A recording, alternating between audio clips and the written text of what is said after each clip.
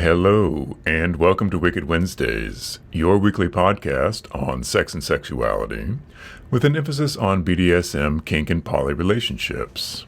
I'm your host, WickedFellow, and this week I am joined by the lovely lady Katja. Hello. And we're doing kind of a special Valentine's edition, because last week I spoke about qualities that I believe make a good dom. And as I was recording that podcast, it occurred to me that I wanted to have Katja's input on this because, of course, she's coming at it from a different perspective and a different experience than I have.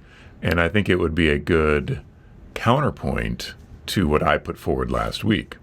Before we get started this week, I want to send a special thank you to our new Patreon followers. This week it's Vivianne, and I'm very glad to have you on board. For the rest of my patrons, I know that I've been slow on correspondence, and that should change soon. I'm still doing a lot of unpacking and setting up the shop and studio, so my time has not been my own. However, shortly, I do hope to get my life back on track and get back onto correspondence and putting out Patreon content. Thank you so much for your support. If you would like to become a Patreon subscriber, head over to www.wickedfellow.com. You can find all of our show links there. The podcast is hosted there, our Patreon, of course, and also contact information if you would like to reach out to me there. You can also find us on Instagram and Twitter, and that's about it. Instagram and Twitter. Social media is difficult, especially when I'm trying to keep up with my personal accounts as well as run a host of business accounts as well. So, getting into this week's topic, Katja, what do you think makes a good dom? So last week when you were filming, you actually sent me an email or a text and asked me what qualities I thought made a good dom. And I think you had mostly created your own list at that point. And so I liked seeing how close our lists were, but there were at least a couple differences. Some of them were just practically the same quality, but some of them were different. So one thing that you didn't list was intelligence. And we had a conversation about that later, and you felt that that was something that was particular to my needs and was maybe not a general quality that's needed in a dom. Yeah, so on my list, for you, you have certain things that you really want in a dom for them to be your ideal dom. Right. But that doesn't necessarily make them a universally good dom or are prerequisites for being a good dom. So sure, intelligence can certainly be an asset. As I've said, you don't have to be 7 feet tall to play basketball, but it does not hurt. Right. So being intelligent can be a huge asset for a dom. However, it's not a prerequisite to being a good dom. And I'm sure that there's a lot of great doms out there that may or may not be, terribly intelligent. I think for me, it's important because I'm somebody who has an academic bent. Mm-hmm. We've talked a lot about how in order to have a good DS dynamic, we have to connect on a lot of levels, even outside of our DS dynamic. And in order to really connect with anyone that I'm particularly close to, we have to be able to kind of match up and spar on various levels. And so that is something that's important to me. And it's also it's really important to me because I feel like I have to feel understood. Fundamentally, as a sub, something that's extremely important to me is feeling understood. And I don't think that someone who can't match me in intelligence could possibly understand me well enough to dominate me. So is it more their ability to communicate with you, or you actually need them to be smart? I think both of those things are true. I don't think those are different. They're not identical, but I don't think that you can communicate terribly well with me if you aren't. Well, I know a lot of very communicative people. Sure. That aren't necessarily very intelligent. They're very good at communicating their thoughts and feelings and what they need and what they want. They're not necessarily very intelligent, however. So do you think that being able to communicate would be a prerequisite? I mean, it definitely is a prerequisite, but I don't know how to have this conversation without sounding like an asshole. You don't have to worry about sounding like an asshole. I believe on my list of things, I could have included, has the ability to communicate or is able to communicate their thoughts and feelings, not necessarily verbally. Their ability to get across to their sub what they need their sub to know, whether it's in writing, whether it's verbally, whether it's at the end of a crop. I had empathy, which is the ability to understand what's going on with your sub. Right. Much like intelligence, I think that someone could be a good dom and not necessarily be very communicative or not have a great facility with language and still be a good dom. Again, so separate out what you need as a sub and makes a good dom for you, and do try to think more broadly, as in these are qualities in doms that I admire, that I like, that I think are necessary to be a good dom. Okay. I mean, I think I have to think of it not in terms of the list, like the way last week's episode was structured. Obviously, I think for every sub, what makes a good dom for them is going to be different. There are certain things that are very important to me. For me, I would say that the number one most important thing to me is feeling understood. And I mean deeply down to my core understood. And I think that because, so I have, as you mentioned, I have been in the scene a long time, and I have had a lot of different experiences with different people. And I think before SIR, the way I thought of this as a male-female difference, the difference between male doms and female doms. But now with SIR, it's really blurred, so I don't really think of it that way anymore. But I've always been attracted to both male doms and female doms. With male doms, the attraction has been largely physical, right? So I like being physically smaller than my dom. I like being overpowered by my dom. And I'm sexually more attracted to men physically. But I've always felt a stronger emotional connection to women. And the thing that was very, very attractive to me about female doms is that I felt that they could understand me so deeply in a way that a male dom never could.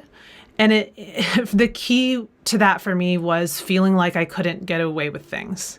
Because my experiences with male doms early, at least, in my late teens, early 20s, that kind of thing, was that, yeah, they're really easy to manipulate. It's really easy to manipulate a lot of male doms, and not because you set out and decide consciously you're going to do it, but just because often their motivations can be rather simple. And they just didn't really seem to kind of see through my actions enough to really have the kind of control over me that I wanted them to have. So there's a very strong parallel here with you, I believe. I've mentioned before on the podcast that for you to enjoy a scene, for you to really get into a subspace and feel submissive, you can't pretend. You can't pretend with a dom that was, say, much smaller and physically weaker than you that they can overpower you. Right. It has to be real. Right. Again, there's an element of fantasy in a lot of people's play. For you, it not only do you want to feel overpowered, you need to know that, they can actually overpower me. I couldn't get away if I wanted to. Right. And it sounds very similar with the dom sub thing. Even with a dom that you felt you could manipulate, you could choose not to. You could pretend that you couldn't manipulate them. You could pretend that their authority is absolute. You could pretend. I could, or a I'm person saying could. one could. Okay. One could. Okay. A person could pretend Right. that, yes, I do feel like I can manipulate this person, but I'm not going to do that. I'm going to choose to submit to them and not use my greater powers of manipulation against them. For you, you feel like you can't do that. If you feel like you could manipulate them, if you feel like you could overpower them, it breaks the scene for you. Yeah. I do feel like that's very kind of you-centric, however. Mm-hmm. I think in a lot of dom-sub relationships, there is an element of choice as much as, obviously you're choosing to submit, but it's choosing that, yeah, if I really fought back, I could probably overpower this person and get away. However, I'm not going to. I'm choosing to let them overpower me. I'm choosing to let them tie me up. I'm choosing to submit to them. And I'm fine with that choice. Even if I know in the back of my mind, I could get away if I wanted to. Just like with you and I, while you may not be able to physically overpower me, you know that you can ask to stop, and everything will stop. So that is always there in the back of your mind. It may not be an actual physical escape, but if you use your safe word, everything's going to stop. So there's always that backstopping there. So, okay, I have two completely separate trains of thought on that. The more immediate one is, but one thing that I like very much about the way that you and I use safe words is that my safe word isn't necessarily a way to end a scene. Like the thing that makes me feel comfortable using a safe word is that I know that using my safe word, you stop and you evaluate, but you still make the ultimate choice whether the scene is going to continue. Yes and no on that. This is something that we clearly have never gotten to that point. The only time I've ever had Katja use her safe word was when I was instructing her to use her safe word. I put her in a position where I made her use her safe word because I wanted to show her that using her safe word was a safe thing to do. It wasn't going to make me angry with her. It wasn't going to ruin the scene. It wasn't going to become a thing between us. I wanted to see from her that she would use it if pressed. And I wanted her to feel safe using it if pressed. Now, in Katja and my sub-dom dynamic, we don't necessarily go for really extreme play to the point where I'm pushing her physical limits right to the edge a lot. If anything, it's usually more emotional where you would get to your breaking point. Mm-hmm. That's just our play. But it's still necessary for me as your dom to feel comfortable knowing that, yeah, if you felt like you couldn't do anymore, you would let me know. So while it's true that in our dynamic, because we do have a very kind of extreme form of master-owner sub relationship where you've given 100% 24/7, that's varsity level DS. Not everybody is in that kind of relationship. Not everybody is living 24/7 and is together 24/7. And unbeknownst to you, apparently, yes, you can stop a scene.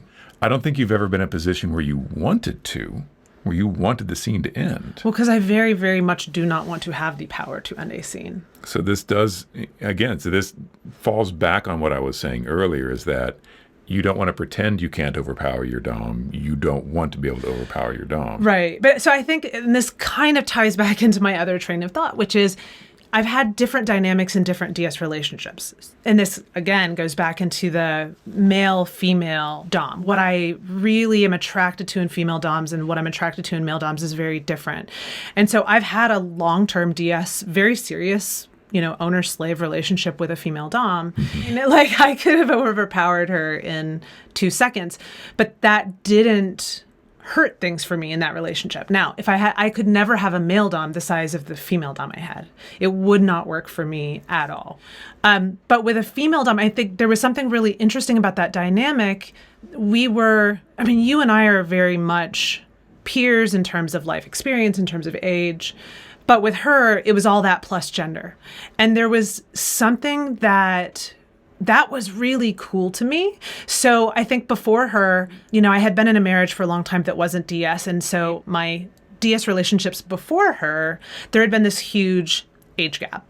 And the age gap just necessarily, it has this societally imposed power dynamic that's there coming from the outside. The thing that I found really, really cool with E, something that I think we both really enjoyed, was the fact that there was so much choice. There was absolutely nothing between us societally making her the dom and me the sub. Because with you, there's still gender, and we live in a patriarchal society. There's still some societal expectation that I suppose we're conforming to, right?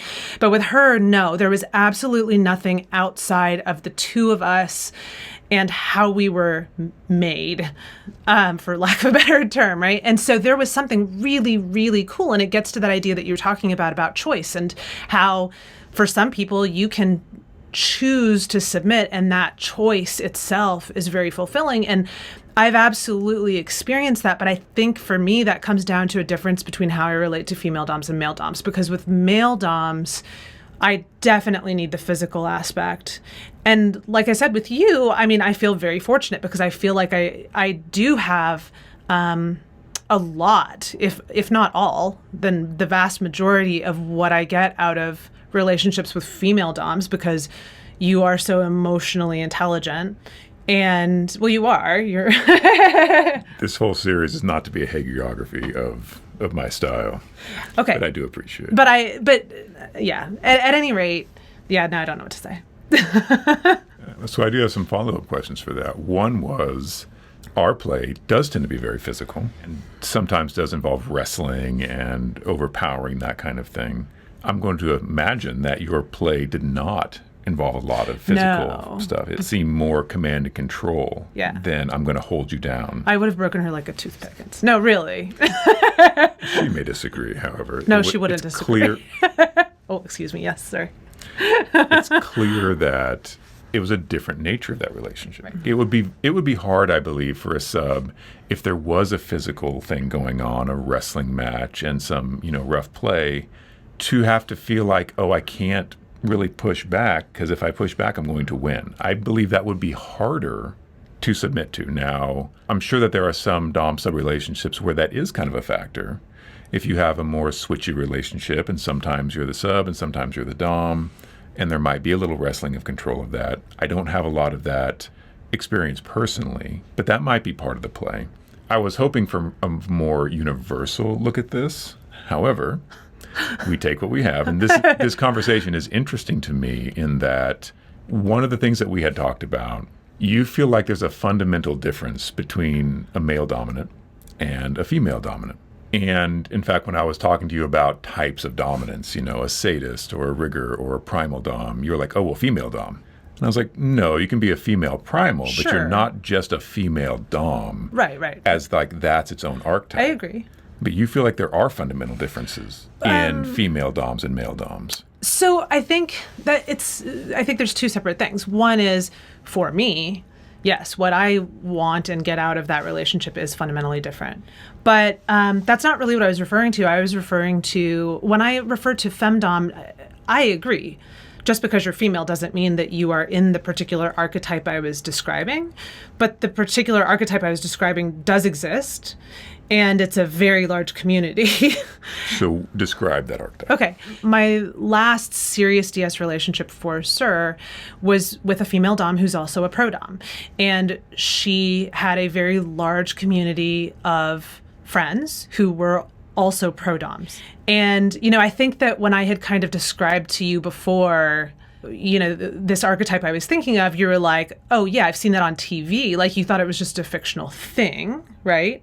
A stereotype. But it's not just a stereotype. That's the world that we socialized in. So a question would be, again, I do need to go back and have you give some characteristics of what you would say is the stereotypical femdom. But do you believe that that stereotype stems from this is what a paying client wants to see in their dom? When you go into a lawyer's office, you expect big bookcases full of law books.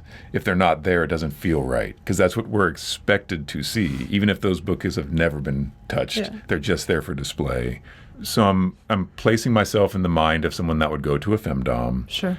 What kind of experience I would want from them would be largely influenced by what I've seen in movies, like the person dressed in all black leather, holding a crop and high boots, who immediately tells me to get down on the floor and eat out of a dog bowl. Like there's a certain set of things I would expect having never been to one. Yeah. And I assume that really was Hollywood. I assume that was just how Hollywood and media portray a female dominant.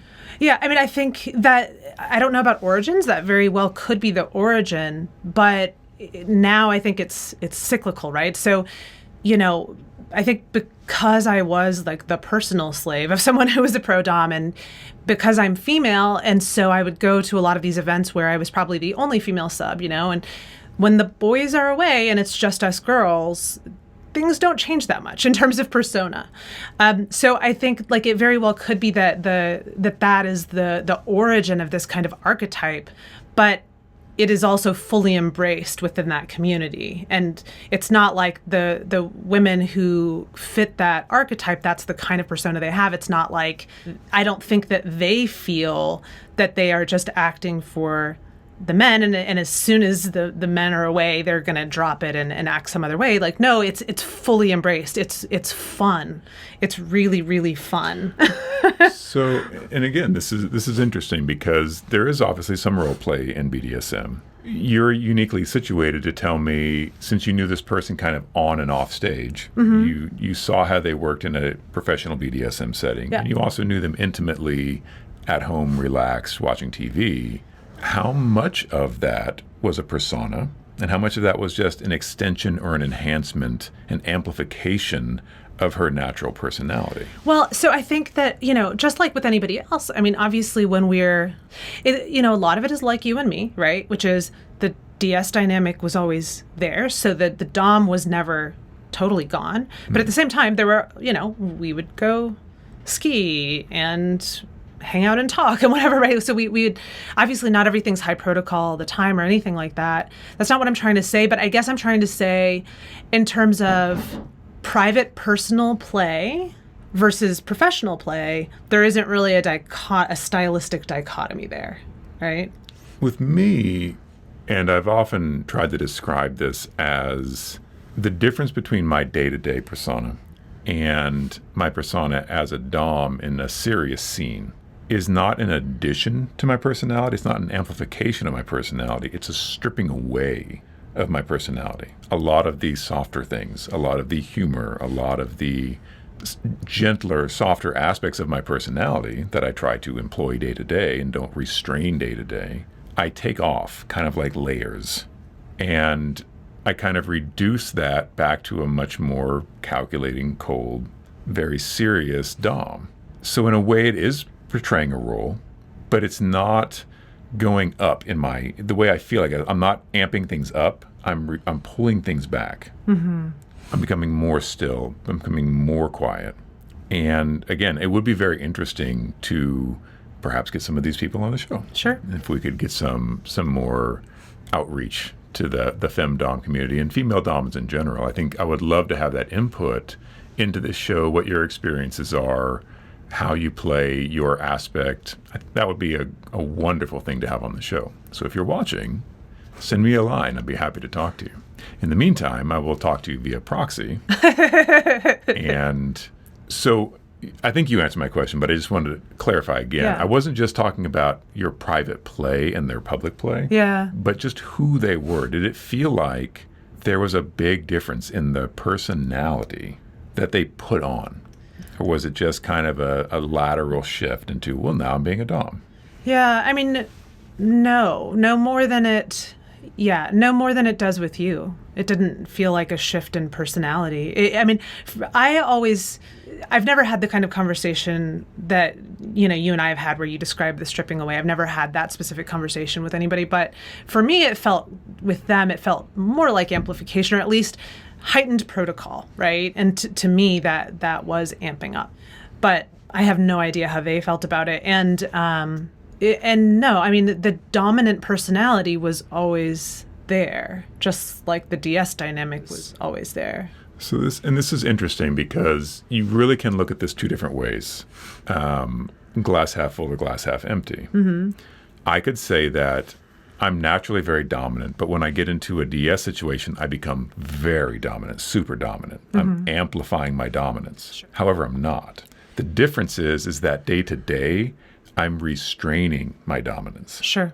Day to day, that's the softer aspect of it. Day to day, it's I know I should be polite, and I know that I should not command, and I know I have no right or reason to command the people around me day to day. So I soften that dominant aspect of myself that wants to tell people, do this, get out of the way, come over here, take care of this.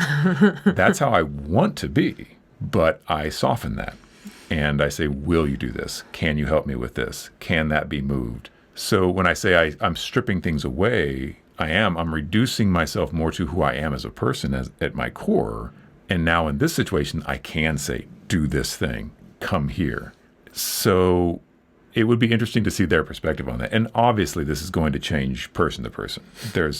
I don't want to lump a whole category of people, especially by gender, and just say that female doms played this way and this is who they are. I would be interested in multiple perspectives. I think what was interesting to me is you were saying that a lot of the femdoms that you knew, especially the pro-femdoms, certainly kind of fit into an archetype. Mm-hmm. Do you think you can describe that archetype? So I would say high protocol is very highly valued. Service is very highly valued. Sex is diminished in the sense that, because your typical pro dom, especially ones who are kind of highly esteemed in that community, don't have sex with clients. I understand you. Right. I know what you're talking about. Yeah. A lot of the times, the reason that I'll get stuck on a tangent or I'll get off in the weeds is I'll say something like, oh, they prefer high protocol situations. And then I'll think to myself, 2/3 of my audience doesn't know what that means. And I'll have to take up parentheses and say, high protocol means this, that instead of I'm going to grab your wrists and put them behind your back, I'm going to tell you, place your hands on the wall. These are the rules. You do not break these rules. I don't have to enforce these rules with my hands or my arms or a crop. I'm telling you to do this. I'm going to give you a fairly extensive rule set. You do not look me in the eye. You never answer anything but ma'am. You know, those rules and regulations, the military loves this, and possibly for the same reason, because ideally, your officers in the military, your leaders in the military would be bigger and stronger and better than all of the troops below them. But in reality, they're usually not. So you can't rely on being able to beat somebody up in order to make them follow your orders. You have to rely on the protocol and the fact that the military is standing behind you that will enforce that protocol. So this officer may not be able to force me to salute him, but if I don't, he has the whole weight of the U.S. military behind him that's going to make me salute or go to jail. Mm-hmm. And so there may be something similar here, whereas a pro femdom may be very high on protocol because they may not be able to force, you know, if I tell you to kneel, I can make you kneel. Mm-hmm. I can force you to kneel. There's always that kind of background threat, whereas a femdom may not be able to force you to kneel, and they would be relying on that command and control. You kneel because I said so. Right. We're not going to argue. I'm not going to try and force you. Kneel or get out.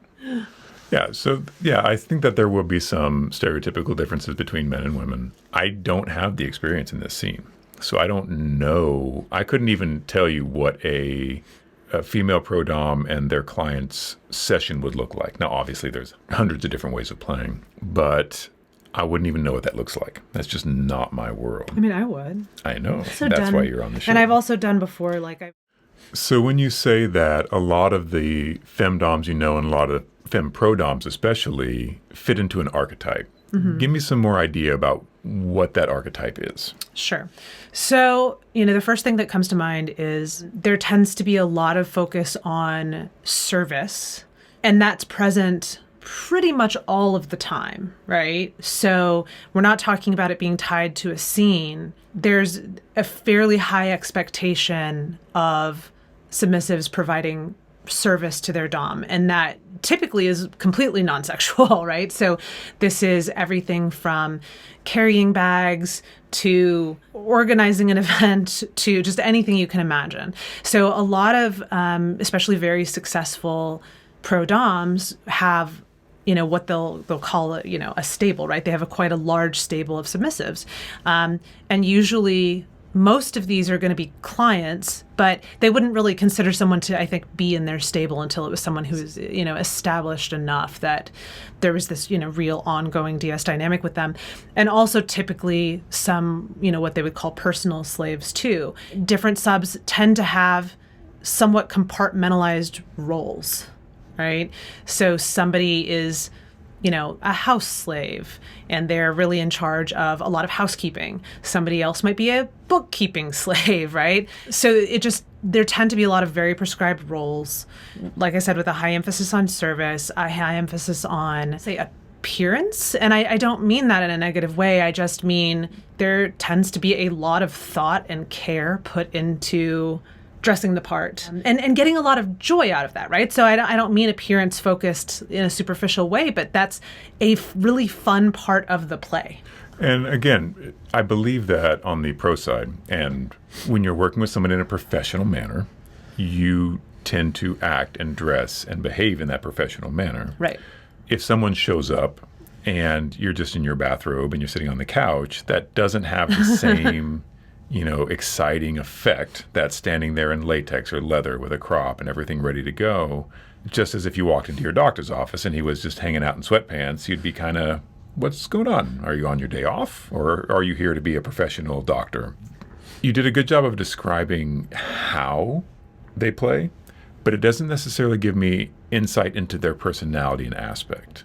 I'm not a primal dom, right? I'm a gentleman dom. I play a certain way, a bit more restrained, more refined, more cerebral.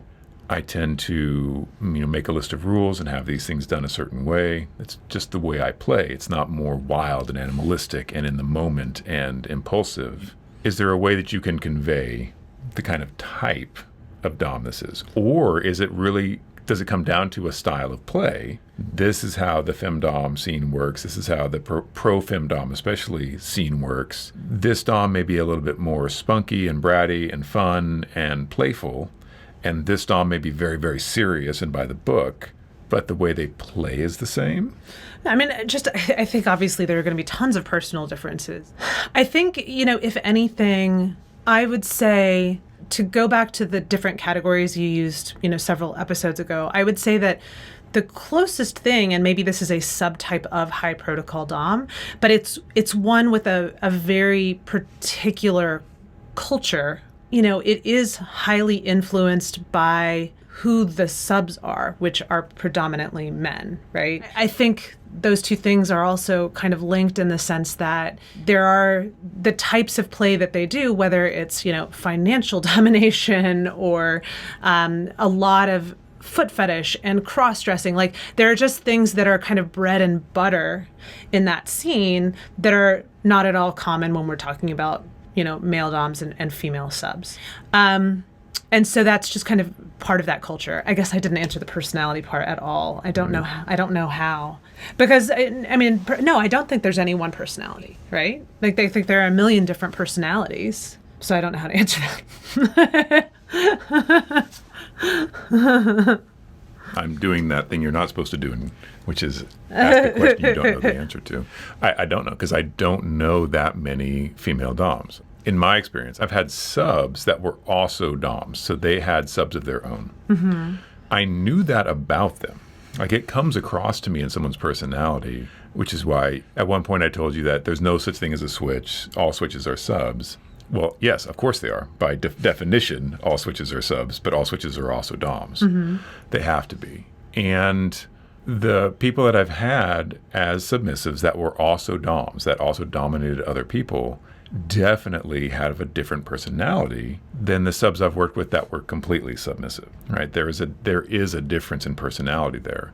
And while they were very good subs and they enjoyed being submissive and we had a good submissive relationship, seeing them work with their subs, it was clear that, they also have a very strong dominant side and they're comfortable being dominant and they enjoy being dominant and they're good at being dominant. They did tend to fall into kind of a type.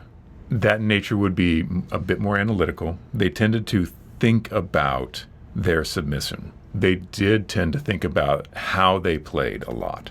It was important for them to discuss and talk about and think about their role as a submissive. It was natural to them, but it was also fascinating to them in a way that they wanted to talk about it. They wanted to say, why do I have these feelings? What is it about being a submissive that I enjoy? Why does it give me senses of fulfillment to give myself to somebody else?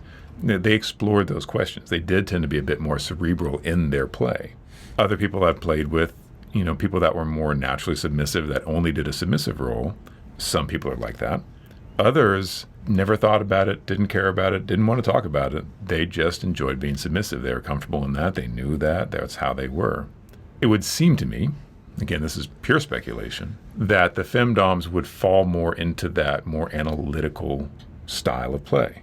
Well, but I can count the number of femdoms that I know on one hand. Right. So I do think that's true, although I am afraid that that's just because that's what I really like, that's what I am seeing. The company you keep. Yeah, I think that might be the company I keep.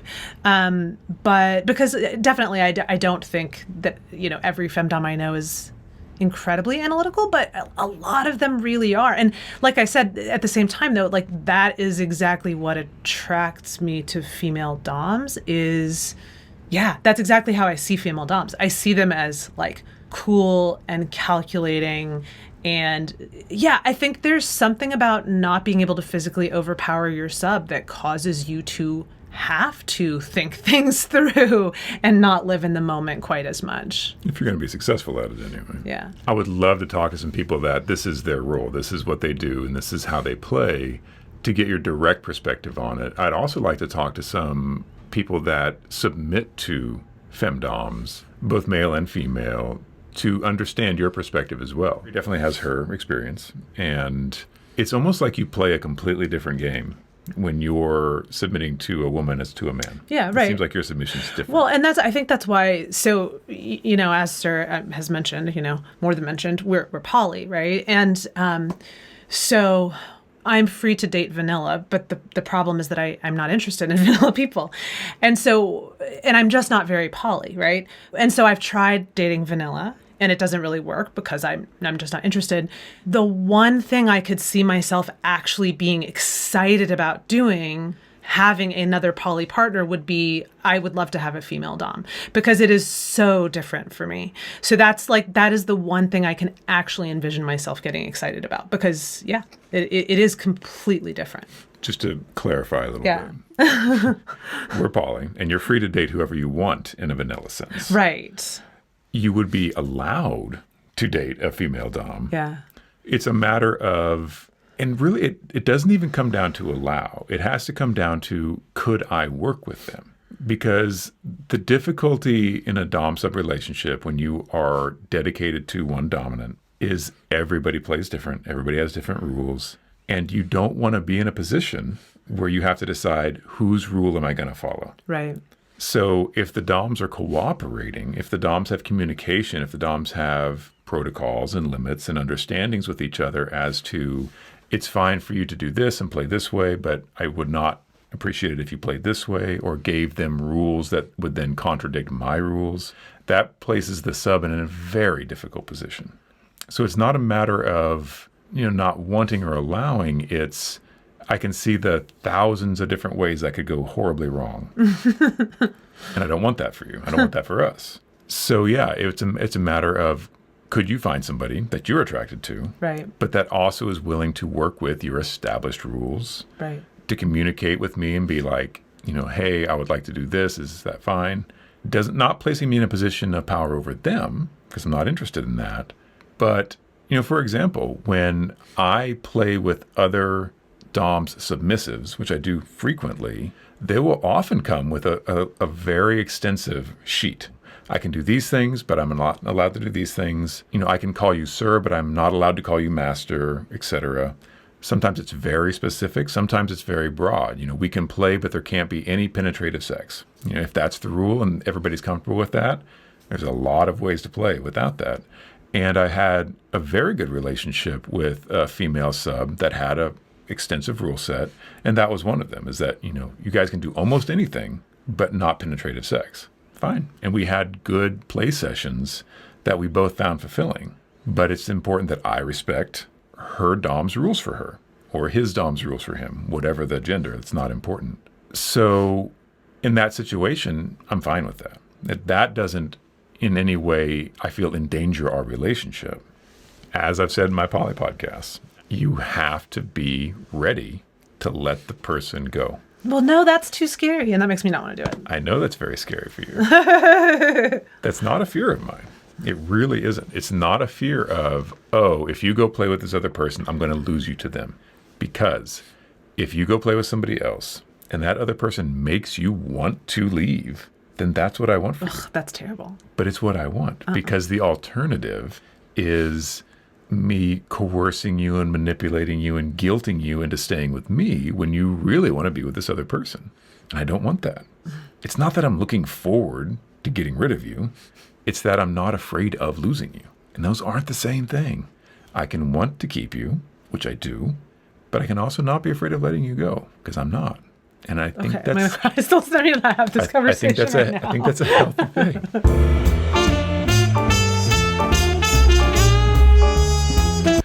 So, as is not uncommon for us, we ended up going on a long tangent about things that weren't necessarily germane to this topic, but were very interesting and stuff that I want to include in a further podcast. Next week, we're going to be back with a continuation of what makes a good dom, and also start moving into what qualities make a good sub, as promised in the beginning. But we're going to have to save that for another episode because I think this is already going to be long. As always, consent is king. Take very good care of each other. And we'll see you next week.